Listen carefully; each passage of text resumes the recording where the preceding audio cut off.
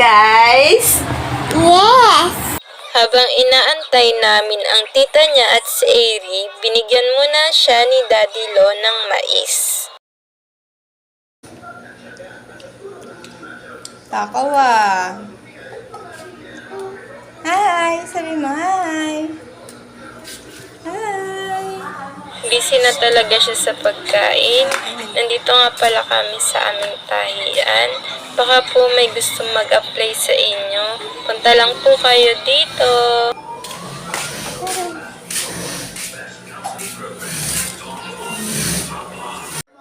No, yummy na! Takaw mo ah.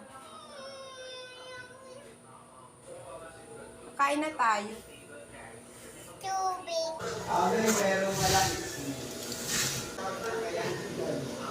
Ayun na nga, nandito na ang kanyang tita at si Airy.